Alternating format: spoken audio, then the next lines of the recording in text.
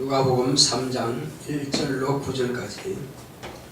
디베리오 가이사가 위에 있은 지 15해 곧 본디오 빌라도가 유대의 총독으로, 헤롯이 갈릴리의 분봉왕으로, 그 동생 빌립이 이두레와 드라고니 지방의 분봉왕으로, 루사니아가 아빌레네의 분봉왕으로, 안나스와 가야바가 대제사장으로 있을 때에 하나님의 말씀이 빈들에서 사가랴 아들 요한에게 임한지라. 요한이 요단강 북은 각처에 와서 죄사함을 얻게 하는 회개의 침례를 전파하니, 선지자 이사야의 책에 쓴 바 광야에 외치는 자의 소리가 있어 가로되 너희는 주의 길을 예비하라. 그의 첩경을 평탄케 하라. 모든 골짜기가 메워지고 모든 산과 작은 산이 낮아지고 굽은 것이 곧아지고 험한 길이 평탄하여질 것이요 모든 육체가 하나님의 구원하심을 보리라 함과 같으니라. 요한이 침례받으러 나오는 무리에게 이르되 독사의 자식들아, 누가 너희를 가르쳐 장차 올 진노를 피하라 하더냐. 그러므로 회개에 합당한 열매를 맺고 속으로 아브라함이 우리 조상이라 말하지 말라. 내가 너희에게 이르노니 하나님이 등이 이 돌들로도 아브라함의 자손이 되게 하시리라. 이미 도끼가 나무 뿌리에 놓였으니 좋은 열매 맺지 아니하는 나무마다 찍혀 불에 던지리라. 아멘. 여기까지 보겠습니다. 하나님은 긍휼이 풍성하신 분이십니다. 자, 우리 하나님은 긍휼이 풍성하시다 시작을 합시다. 시작. 하나님은 긍휼이 풍성하시다. 하나님은 긍휼이 풍성하시다. 하나님은 긍휼이 풍성하시다. 예, 긍휼이라고 하는 것은 불쌍히 여기는 마음과 그 모성애를 가지고 사랑하는 그 사랑을 일컬어서 긍휼이라고 하는 것입니다. 하나님께서 우리 인생들을 바라보실 때에 다 망하게 되었다 이겁니다. 망한다고 하는 것은 세상에 재물이 없어진다 그런 뜻이 아니라 한 영혼도 다 지옥에 가지 않는 영혼이 한 명도 없다는 것입니다. 그래서 하나님께서는 우리를 불쌍히 여기신 겁니다. 하나님께서 손쓰지 않으면 하나님의 법으로 볼 때는 모두가 다 불못으로 들어갈 수밖에 없는 참으로 안타까운 처지에 있다 이겁니다. 자, 이제 하나님께서 우리 조상 아담 한 사람으로 인해서 죄가 들어왔고 그 죄로 말미암아서 온 인류가 다 멸망하게 되는데, 하나님께서는 이제 이 불쌍한 영혼들을 어찌할꼬. 그래서 하나님께서 한 사람을 택하여 그 한 가정이 참으로 하나님 보시기에도 아름다운 믿음을 가지고 있죠. 아브라함 한 사람을 택하여 그 가문을 통해서 하나님의 아들이 오실 길을 얘기하신 것입니다. 그래서 지극히 적은 영성한 백성일지라도 아브라함의 자손을 택하셔서 그 적은 민족을 통해서 하나님께서는 이제 하나님의 아들이 오시는 길을 예비하기를 원하셨다 이거죠. 그래서 율법과 선지자를 통해서 하나님의 아들이 이렇게 오신다. 자, 우리는 하나님의 아들을 왜 기다려야 됐죠? 왜 사모해야 됐습니까? 이스라엘 백성들이 왜 메시아를 사모하게 됐어요? 그분이 안 오신다면 어떻게 되길래? 안 오신다면 온 세상 다 망하는 것입니다. 그런데 그들이 사모하는 메시아와 온 세상이 사모하는 메시아는 좀 질이 다릅니다. 그 생각의 차이가 있습니다. 이스라엘 백성들은 다윗 같은 왕이 나타나가지고 아수르라든지 바벨론이라든지 저도 로마라든지 이런 나라들로부터 구원해줄 그런 메시아, 그런 메시아를 사모했다 이겁니다. 그러니까 그들이 생각하는 메시아는 그 나라 백성들이 강대국으로부터 지배당하고 포갑 정치를 당하는 그 고통으로부터 자유하기를 원해서, 그래서 다윗 같은 그런 메시아가 나타나기를 사모했습니다. 그래서 이스라엘 백성들 가운데에서 모두가 다 예수님이 로마로부터 이스라엘을 구원할 그런 구원자로 본 것입니다. 그래서 제자들도 야고보와 또 요한의 그 모친이 그 세베대죠. 세베대의 그 아내가 두 아들을 양쪽에, 하나는 오른쪽에 하나는 왼쪽에 잡고 주님 앞에 왔습니다. 주여, 내 이 두 아들을 주님의 나라에 하나는 우편에 하나는 좌편에 앉기를 원합니다. 그러니까 그 요한과 야고보를 두 아들을 갖다가, 다른 제자들도 다 중요하지만 내 두 아들만큼은 당신의 나라가 임할 때에 양쪽에 앉기를 원합니다. 무슨 말입니까? 지금 이제 막 귀신도 쫓아내고 병도 고치고 오병이어의 역사도 나타나고 엄청난 역사가 나타나죠. 무리로 걷기도 하고 죽은 자 살리기도 하고 모든 강세병들을 다 고치기도 하고, 그러니까는 예수님만 계시면 뭐 로마 같은 거야 뭐 문제없이 그냥 싹 해결해버렸다. 왜? 능치 못한 일이 있겠느냐? 믿는 자에게 능치 못한 일이 있겠느냐? 그러니까 불가능이 없는 분이 계시는데 뭐가 걱정이냐 그죠? 그러니 모든 사람들이 볼 때에 예수님은 로마에서 구원할 분으로 생각한다 이겁니다. 그러나 예수님께서는 그 세베대 아내와 두 아들이죠. 예수님의 제자들이죠. 야고보와 요한에게 뭐라고 했습니까? 너희들은 내가 하려고 하는 것을 모른다. 내가 마시는 잔을 너희들도 마실 수 있겠느냐 물으신 것은 무슨 의미일까요? 왜 내가 마시는 잔을 너희도 마실 수 있겠느냐 물었을까요? 주님께서는 십자가에 달리는 것이 당신이 마실 잔이라는 것입니다. 근데 이 잔을 너희들이 마실 수 있겠느냐? 근데 알고 대답했는지 모르고 대답했는지 모르겠지만 네, 대답은 네라고 했습니다. 그러면 내가, 아니 하나님 아버지께서 누구를 내 좌우편에 앉게 하든지 간에 반드시 내가 마시는 그 잔을 마시는 자가 좌우편에 앉게 될 것이다 이렇게 말씀하신 겁니다. 그 말씀하실 때에 여러 제자들도 같이 있었어요. 그러니까 제자들이 뭐라 합니까? 시기가 나가지고 씩씩댑니다. 아니 쟤들 두 형제는 왜 주님의 나라에 좌우편에 앉고 말해? 우리는 뭐야 그러면? 이렇게 해서 이제 막 시기가 나기 시작합니다. 그래서 수군수군 됩니다. 그 주님께서 너희들이 노중에서 길에서 이렇게 다툰 것이 뭐냐? 무엇 때문에 수군되느냐? 물으시죠. 자, 소위 세상의 권력자들, 집권자들은 자기 그 권력 가지고 너희들을 압제하고 지배하지 않느냐? 그런데 너희들은 그렇지 않다. 너희들은 그렇지 않고 크고자 하면 작아져야 될 것이고 섬김을 받으려 하면 섬기는 자가 되어야 될 것이다. 먼저 종이 되어야 한다는 것입니다. 먼저 섬기는 자가 되어야 합니다. 먼저 낮은 자가 되어야 한다는 것입니다. 먼저 작은 자가 되어야 한다는 것입니다. 이것이 하늘나라의 법칙이에요. 내가 너희 주가 맞느냐? 내가 너희 스승이 맞느냐? 선생이 맞느냐? 옳다. 그렇지만 나는 섬김을 받으려고 온 것이 아니라 섬기려고 왔다. 나는 많은 사람들의 죄를 대신해서 목숨을 내어주기 위해서 내가 왔다. 이렇게 말씀하심으로써 제자들이 가지고 있는 그 고정관념과는 완전히 반대로 간다는 것입니다.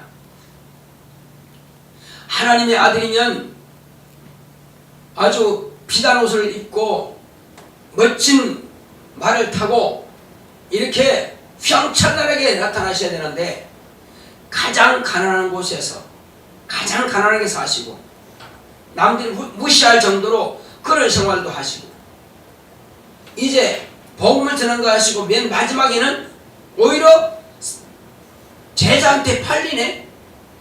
그리고 제사장들이 그를 재판하네. 뿐만 아니죠. 빌라도에 가서 뭐라 합니까? 그 이방인 빌라도는 죄가 없다 그러는데 사람들이 저 죽이서 그러니까 다 결박당해가지고 말이야 아무런 힘도 없고 무능한 모습으로 초라하게 이렇게 잡혀가니까 사람들이 승리하는 겁니다.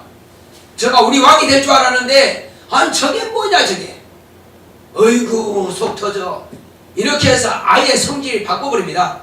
이제 우리 왕이 아니다. 그러니까 차라리 죽여버려라. 그래서 성 싹 바뀌어버립니다. 사람이요 그렇게 간사한 것입니다. 아니 왕이 안 됐으면 안 된 거지 무엇 때문에 죽이라 그러냐 이겁니다. 없는 죄도 막 뒤집어 씌우고 말이요. 이방인 곧 로마의 법을 볼 때는 죄가 천무한단 말이에요. 죽일 일이 없는데 그들의 억지로 잡아서 억지로 죽이라 해서 그 죽임 당한 겁니다. 이것이 곧 인간의 교만에서 나오는 것입니다. 인간의 자존심에 의해서 나온 것이고 인간의 욕심에 의해서 나온 것입니다. 내 뜻대로 아니면 다 죽여야 돼요. 내 마음에 내 입맛에 안 맞으면 다 버려야 돼. 이것이 인간의 모습이에요. 자, 예수님께서 오시기 전에 이스라엘 백성들은 하나님께서 너희들이 우상을 섬기지 말아라. 내 말을 버리지 말아라. 내 말에 순종하라. 이렇게 말씀하셨습니다. 그런데 그렇게 하거나 말거나 여전히 우상을 숭배하고 그렇게 하거나 말거나 여전히 하나님을 무시하고 말씀을 버려버리고 그래서 마지막 말라기 선지자가 이제 와가지고 이스라엘 백성들이 하나님의 말씀을 입을 대신해서 꾸짖습니다. 너희가 돌아오라. 내가 쳐서 너희들이 상처를 받았으면 꿰매줄 것이고 병이 났으면 내가 치료해 주겠다. 이제 돌아오라. 돌아오라. 그 돌아오라니까 그들도 뭐랍니까? 빈정빈정됩니다. 아니 우리가 언제 하나님을 떠났다고 우리가 돌아오라 그러십니까? 돌아오라. 돌아오라. 너희들은 내 말을 버렸느냐? 아니 언제 우리가 하나님의 말씀을 버렸습니까? 우리가 언제 하나님을 떠났다고요? 이제 반항합니다. 근데 하나님께서는 뭘 하십니까? 자, 이스라엘 백성들이 한 소용을 한번 다 보겠습니다. 뭐라고 하는지. 하나님께 그들은 제사를 드렸습니다. 그죠?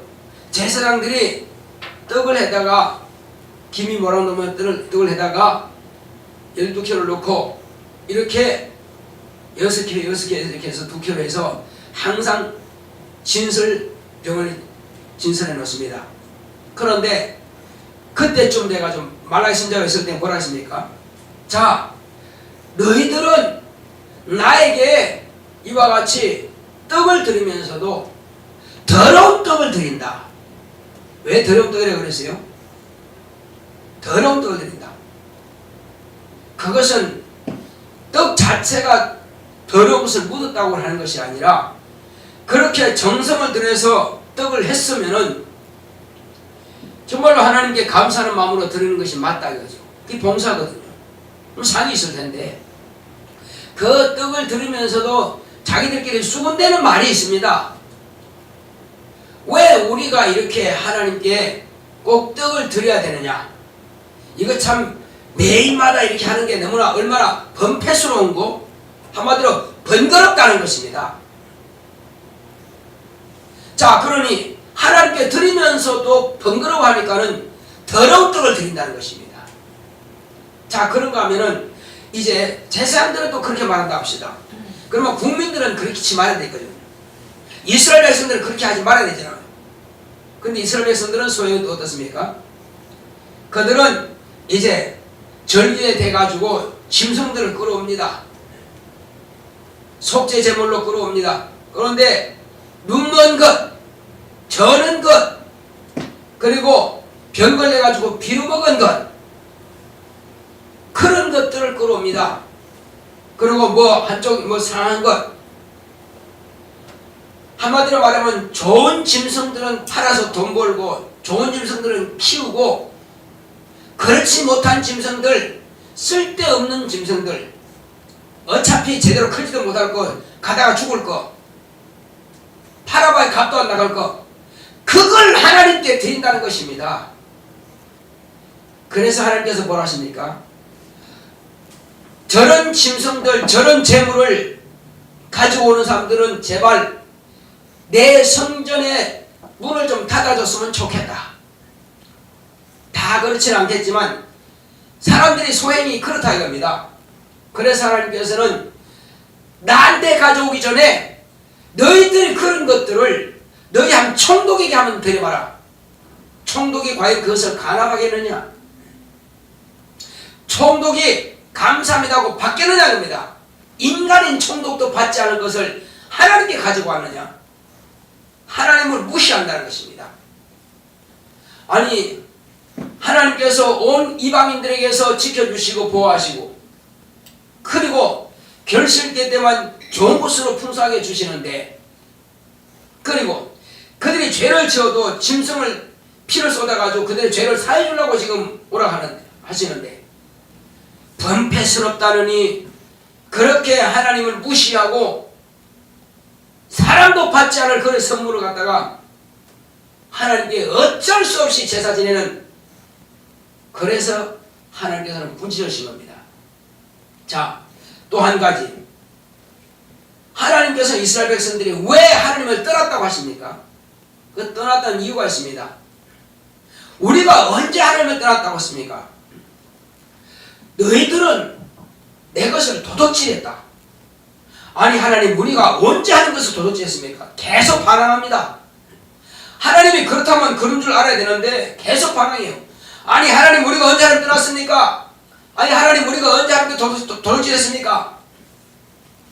그래, 너희들은 온전한 11조를 드려야 되는데 지금 11조를 드리지 않고 다 너희들이 까먹지 않았냐? 그러니 11조를 드리지 않은 때부터 지금 이렇게 농사가 피폐하고 제대로 사업도 안 되고 이렇게 다 어려움 당하지 않느냐? 너희 소위를 돌아봐라.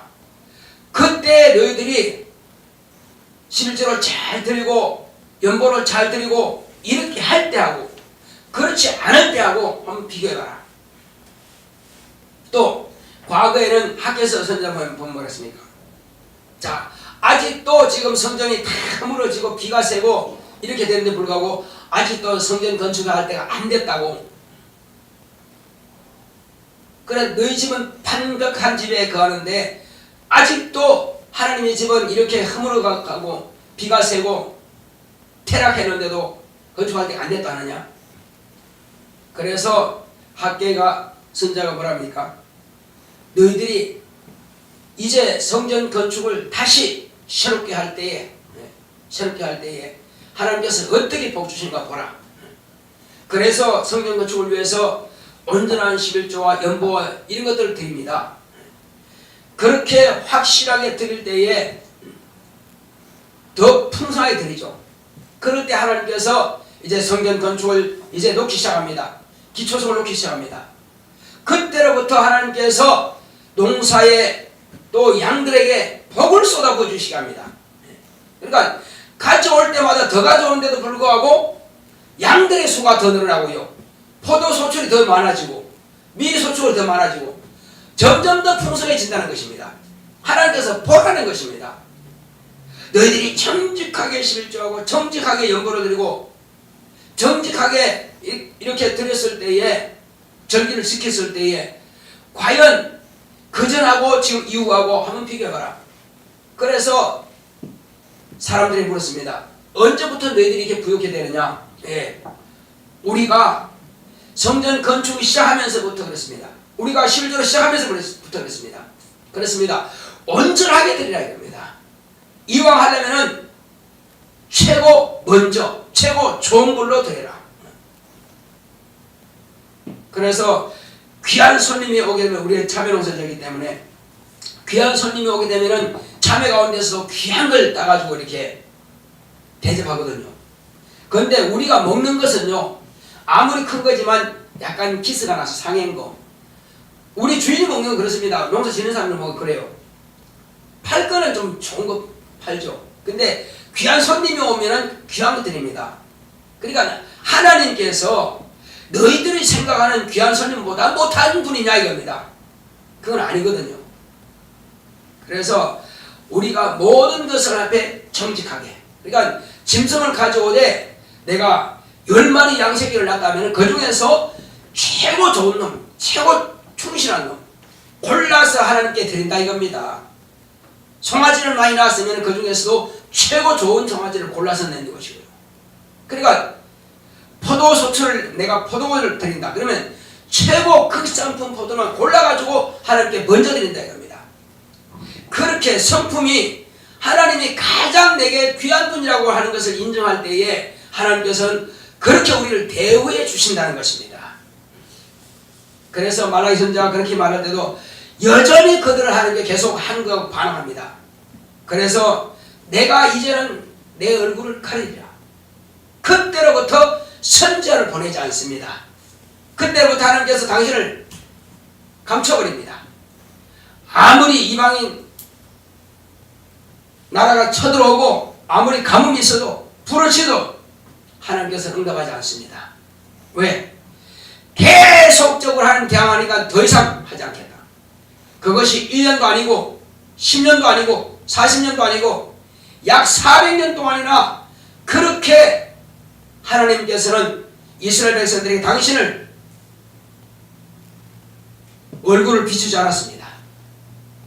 하나님은 그렇게 찾는 자에게 하나님께서 만나주시는데 아무리 하나님께서 돌아오라 해도 돌아오지 않고 처갓집대로 가니 하나님도 도무지 불가능하구나. 이 백성은 목이 곧은 백성이라 하고 당신의 얼굴을 감춰버립니다. 그때부터는 기도가 상당히 많습니다. 우리가요 항상 회개가 우리가 사업 잘 된 것도 참 중요하고요. 그 다음에 건강한 것도 중요하고 자녀가 잘 되는 게 참 중요합니다. 그런데 우리에게 있어 가장 가치가 높은 게 뭘까요? 자, 집사님 생각할 때 나는 최고의 이것이 가치다. 이건 값으로 환산할 수 없다 하는 게 뭘까요? 그게 뭘까요? 내가 하나님께로부터 받은 가운데 이건 값으로는 도무지 환산할 수 없다. 너무너무 귀한 것이다. 그게 뭘까요? 그것은 짐승의 피가 아니고 죄물도 아닙니다. 인간이 만들어낼 수 있는 길이 없습니다. 그것이 없으면 우리는 망합니다. 우리는 다 지옥 갈 수밖에 없습니다. 그것은 하나님께서 당신의 아들을 내어놓으신 피, 하나님의 아들의 생명입니다. 그 생명을 우리에게 주신 것입니다. 이것은 우리가 살 수 있는 것도 아니고 노력으로 얻을 수 있는 것도 아니고 아무리 윤리 도덕이 훌륭하단지 할지라도 그것 가지고는 얻을 수가 없는 것입니다. 이것이 바로 하나님의 아들의 보혈의 공로요. 그것이 그래서 우리는 내 스스로 노력으로는 내가 얻을 수 없기 때문에 하나님께서 선물로 주신 것입니다. 그것을 우리는 다른 말로는 은혜라고 하는 것입니다. 이 은혜는 갚을 수가 없다 이겁니다. 어떤 대돈을 들여도 어떤 노력을 평생 태어나면서부터 고생하고 노력해도 전혀 그건 갚을 길이 없는 것입니다. 이것은 하나님 아버지께서 우리를 긍휼히 여기셨기 때문에 사랑하셨기 때문에 우리를 불쌍히 여기셨기 때문에 이것을 베풀어 주신 것입니다. 우리는 그걸 절대 망각하면 안 됩니다. 이제 하나님께서 이와 같이 우리에게 이제는 너희 자신 스스로가 이제는 돌이키라는 것입니다. 자, 여기에 예수님께서 오시기 직전에 400년 동안 선자가 없었는데 이제는 당신의 아들을 마지막으로 당신의 아들을 내놓겠다는 것입니다. 당신의 아들을 내놓으면 그들은 내 아들만큼은 공경할 것이다 하고 내놓기 전에 먼저 아들이 오시는 길을 위해서 심내 요한을 앞서 보냈습니다. 심내 요한이 와서 뭐라고 그럽니까? 심내 요한이 자 우리 한번 7절 보겠습니다. 시작. 요한이 침례받으러 나오는 무리에게 이르되 독사의 자식들아 누가 너희를 가르쳐 장차 올 진노를 피하라 하더냐. 이것이 침례 요한이 그들에게 소리치는 겁니다. 회개하라 천국이 가까이 왔느니라. 그런데 침례받으러 나오니까는 침례하면 이렇게 꾸짖는다 이겁니다. 침례받으러 나오는 무리에게 독사의 자식이랍니다. 왜 그랬을까요? 400년 전에 말라기 선지자가 보았다 이겁니다. 그것이 지금도 이 성품이 바뀌지 않았어요. 침례하니 성령 충만해서 내주한 성령이 아니지만 성령의 감동을 받아서 지금 이와 같이 말하는 것은 언제 침례를 주라 할 때 성령께서 감동하시므로 일어나서 이렇게 침례주고 언제 외쳐라 할 때 감동하심을 따라서 외친다 이겁니다. 그런데 침례받으러 왔는 사람들에게는 이렇게 말하는 것은 하나님께서 성령으로 침례 요한에게 감동하여 말씀하신 겁니다. 독사의 새끼라고 하는 무슨 뜻입니까? 그것은 자기 의미도 몰라보는 자식이라는 겁니다. 배은망덕한 자식이라는 것입니다. 하나님께서 그렇게 택한 백성 이방인들은 개처럼 취급했지만은 그 이스라엘 백성들은 그렇게 사랑하고 사랑했지만은 하나님을 무시하더라는 것입니다. 그것이 지금 침례요한이 나타나는 이때도 마찬가지라는 것입니다. 마찬가지로 그렇게 무시하고 있다는 것입니다. 그러니 배은망덕한 자식이라는 것입니다. 그러니까 사단의 자식이니까 그렇다는 것입니다. 그런데 침례 요한의 말이 이거 실수거다. 침례 요한이 잘못 알았다. 그렇게 하려면 예수님께서 오셨을 때 어떻게 해야 되죠? 침례 요한이 이건 잘못한 거야. 정말 이건 이렇게 말하면 안 돼. 만약에 이렇게 하려면요 예수님을 죽이면 안 되죠. 안 죽였어야 맞다 이거요. 안 팔았어야 맞다 이거죠. 제사장들이 또 서기관들이 예수님을 끌고 빌라도의 법정에 안 세우는 게 맞다 이겁니다. 그런데 분명히 그가 하나님 아들이라고 함에도 불구하고 침례 요한이 그가 하나님 앞에 서는 어린 양이라 이렇게 다 말했잖아요. 심지어는 하늘로부터 음성까지 들었습니다. 이는 내 사랑하는 내 기뻐하는 자라 들었습니다. 다 알고도 고의적으로 죽인다 이겁니다. 그래서 이보다 더 완악한 자가 어디 있느냐 이겁니다. 이제 할 수 있는 것은 회개에 합당한 열매를 맺으라는 것입니다. 뭐가 회개에 합당한 열매냐 이겁니다. 그게 뭘까요? 우리는 회개라면 마음을 고쳐 먹어야 되는데 회개 어떻게 하는 거죠? 회개는요 예수님을 하나님의 아들로 메시아로 구세주로 영접해 드리고 그분의 명령을 따라서 침례받는 것입니다. 우리는 그렇게 일차적인 회개를 했습니다. 그런데 회개에 합당한 열매 지금 아직 이들은 준비가 안 됐다 이거예요. 무슨 준비냐? 자기가 죄인이라고 하는 것을 깨닫지 못해요. 나는 의인입니다. 난 아브라함의 자손이니까 아브라함이 의인이라고 인정하셨으니까 그러니까 나는 아브라함의 자손이기 때문에 나도 의인이죠. 아브라함이 천국 가든 나도 천국 가는 거 맞습니다.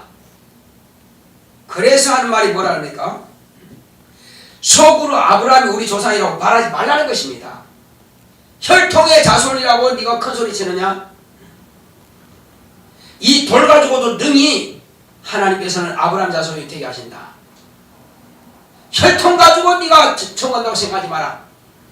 어렵게 된다고 생각하지 마라. 하나님의 말씀을 네가 무시하고 이제 마지막 선지한 침례 요한 말도 무시한다면 어떻게 생각하느냐 이거죠. 그래서 침례 요한이 목적이 뭐냐? 높은 산, 낮은 산 할 것 없이 다 깎아버려요. 깎아서 도를 냅니다. 그리고 골짜기가 깊은 골짜기 그건 메꿔. 그리고 꾸불꾸불한 길 다 고속도로처럼 냅니다. 그래서 시온의 대로가 가는 것입니다. 시온의 대로가 열려야지 그 시온의 대로로 누가 옵니까? 왕이 오시죠. 왕이 어떻게 옵니까? 왕의 행차가 뭡니까?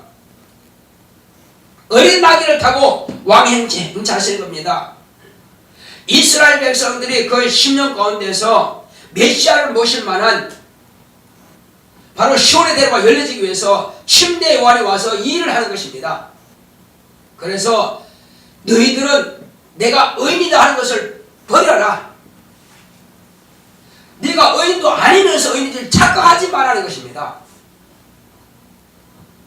자, 침례 요한이 그 당시에 제사장들과 세관들과 바리새인들 그들이 주님 보시기에 합당했느냐는 겁니다. 겉으로는요 참 걸음도 빨리 안 걷고요 아주 점잖하고 종교 지도자처럼 생겼습니다. 안식일도 잘 지키고요. 그런데 뭐라고 했습니까? 회칠한 남이라고 했습니다. 겉 모양은 정말로 지도자처럼 생겼는데 그 속은 더럽다는 것입니다. 그래서 예수님께서 그들을 막 꾸짖으신 겁니다.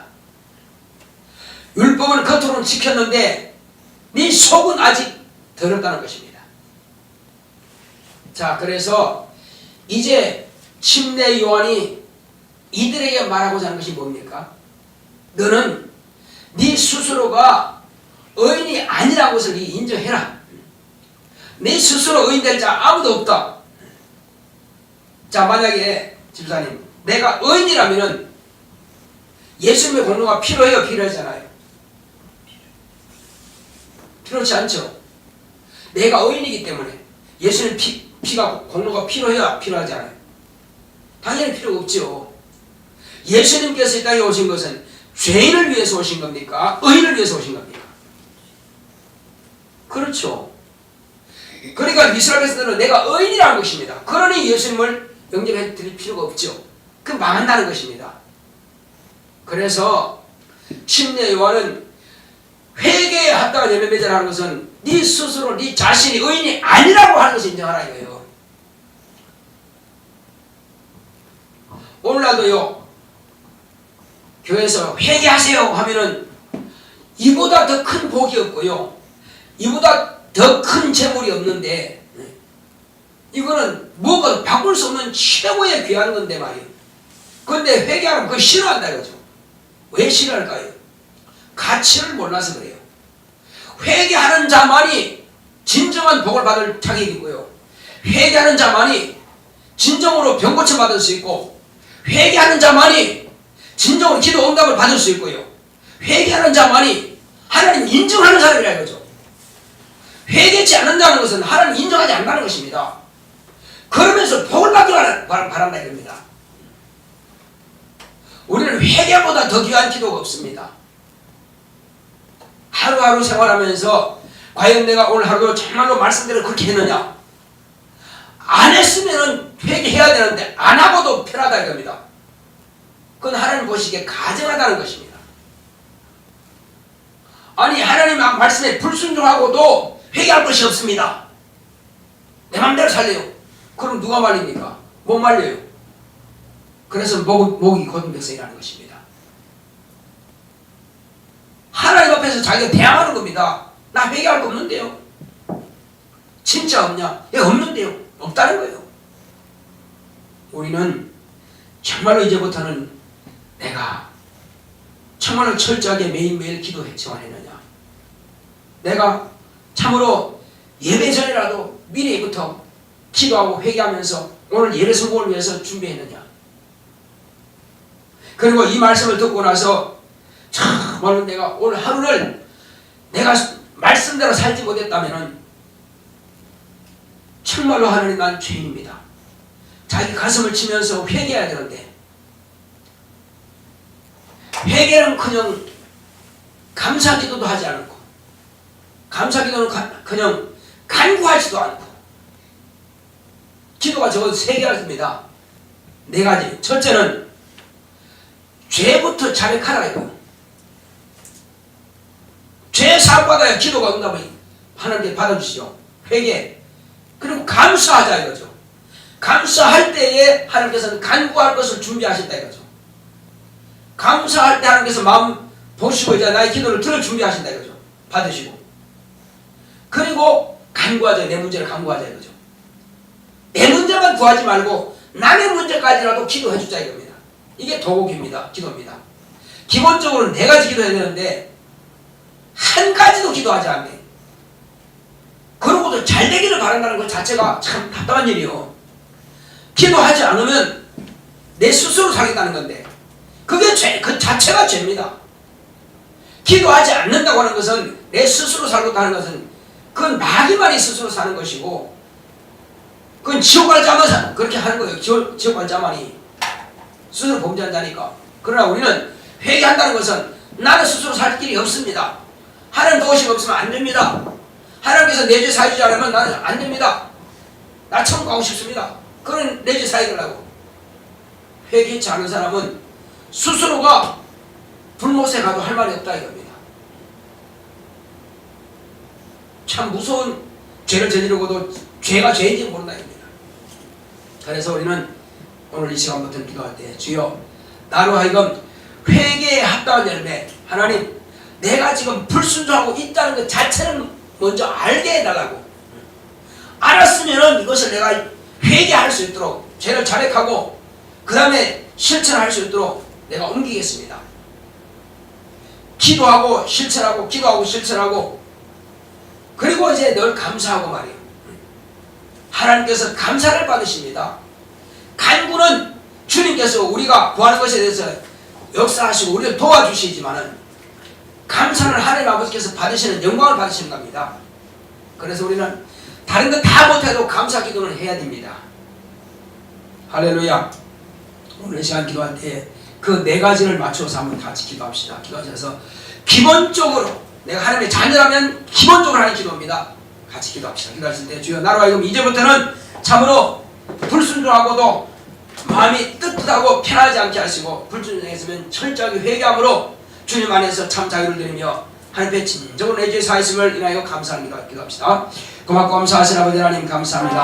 하나님 아버지여 우리가 이렇게 불순종하고도 편할 수는 없습니다. 주 예수여 참으로 원수 마귀는 당연히 기도 안 하고 삽니다. 어차피 지옥 갈 자이기 때문에 믿지 않는 자들은 기도할 필요 없습니다. 어차피 지옥 갈 자들이기 때문에 주여 그들은 간구도 없고 감사도 없습니다. 어차피 지옥 갈 자고 또 세상적으로만 살기 때문에 정의적으로 살기 때문에 그러나 우리는 그렇지 않습니다. 우리는 하나님의 자녀요 하나님의 뜻대로 살 때에 우리는 하나님께서 주시는 영생의 복이 있습니다. 우리는 또 제삼받은 하나님의 긍휼하심을 받을 수 있습니다. 그러므로 우리는 이 시간 참으로 우리 내 자신이 불순종한 것에 대해서 불초한 것에 대해서 회개하오니 우리여 주님께서 우리의 죄를 다 사하여 주시고 깨끗게 하여 주시옵소서. 내가 말씀 따라 순종하지 못하고 내가 참으로 예배드리되 경홀히 여기고 또 이와 같이 참으로 전도하지 아니한 것과 또 이와 같이 예물 드리되 온전하게 드리지 못한 부분들이 있습니다. 또 주여 참으로 날마다 깨어서 기도하지 못한 부분들이 있습니다. 주 예수여 남을 위해서 교회를 위해서 기도하지 않고 또 은혜 가운데서 참으로 도구하지 못한 것 이 시간 고백합니다. 나만 위해서 오히려 나를 위해서도 기도하기를 우리가 결례한 것을 이 시간 회개합니다. 용서하여 주시옵소서. 이제부터는 주여 주님께서 찾으시는 그 아버지 하나님의 간구가 있기 원합니다. 아버지 하나님께서 기뻐하시는 감사가 있기 원합니다.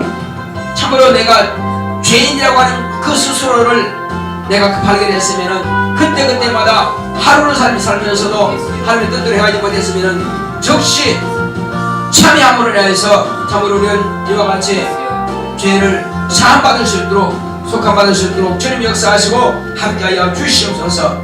주 예수여 그러므로 언제든지 우리가 주님 앞에 설 때에 깨끗한 모습으로 설 수 있도록 인도하여 주시옵소서. 오직 성령으로 충만하게 역사하사 하나님의 의만 나타나기를 원하오니 주님께서 우리를 도우시고 역사하시고